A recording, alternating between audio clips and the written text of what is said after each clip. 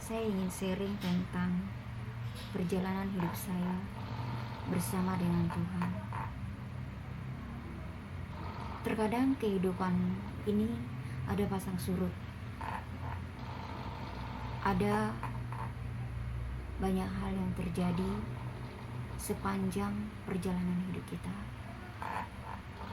Terutama saya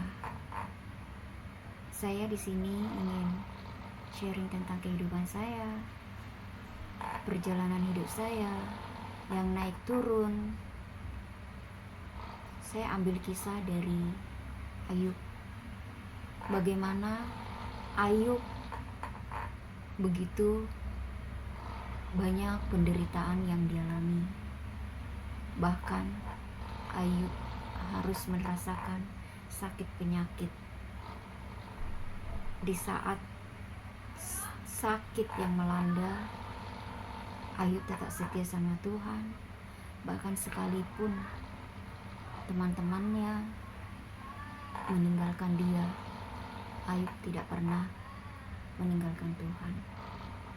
Saya pribadi mengalami banyak hal yang terjadi sepanjang hidup saya, mulai dari saya bagaimana mengenal Tuhan, bagaimana hidup saya dipulihkan Tuhan, bagaimana saya harus bisa menerima kekurangan diri saya, yang saya terlahir kurang sempurna.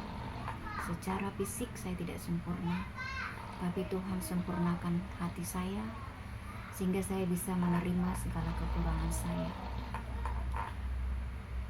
Saya masa kecilnya masa yang penuh dengan dibully, bahkan diejek karena saya berbeda dengan saudara-saudara saya. Tapi satu hal yang saat itu saya belum terlalu kenal sama Tuhan. Saya tahu Tuhan, saya tahu ada Tuhan Yesus karena saya sekolah minggu.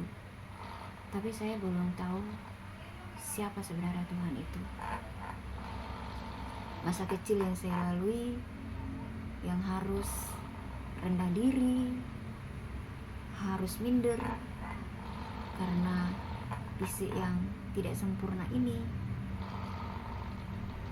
Tapi disitulah saya merasakan kasih Tuhan yang luar biasa.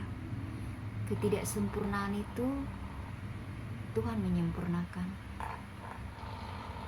Ketika hati kita sempurna di dalam Tuhan, kita tidak perlu malu lagi melihat fisik kita yang sebenarnya. Karena fisik ini sementara, tapi roh Tuhan itu kekal selamanya. Dan mau saya sampaikan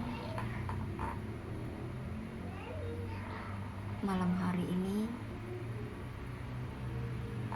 mari kita tetap setia di dalam Tuhan.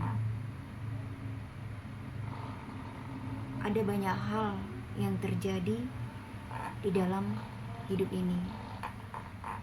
Terkadang kita harus mengalami yang namanya sengsara. Terkadang kita harus mengalami yang namanya penderitaan.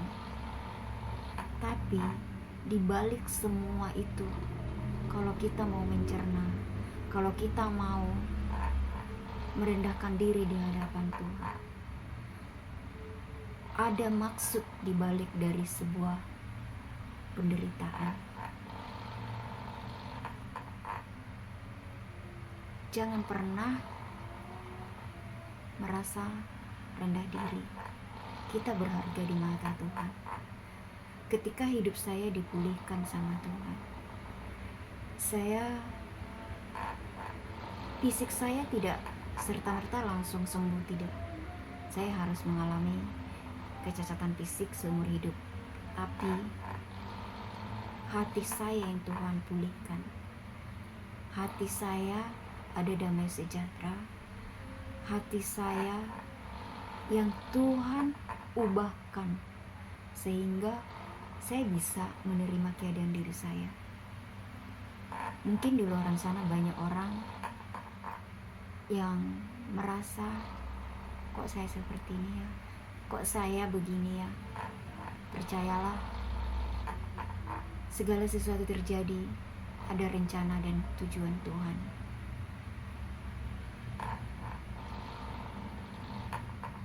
Satu hal yang mau saya sampaikan, apapun yang terjadi dalam hidup kita, apapun itu, mungkin kita berkata, sudahlah Tuhan, kayaknya sudah tidak mungkin.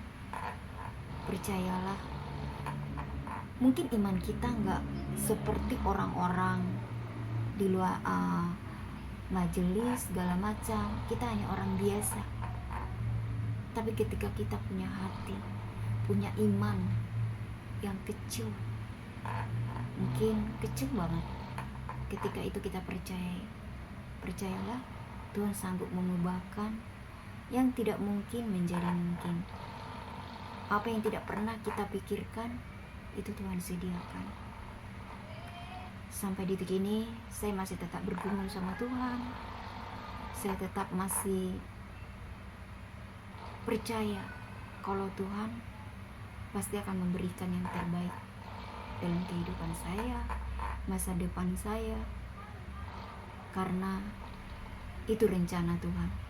Seperti ayat emas Yeremia 29 ayat 11, sebab aku ini mengetahui rancangan-rancangan apa yang ada padaku mengenai Moilina.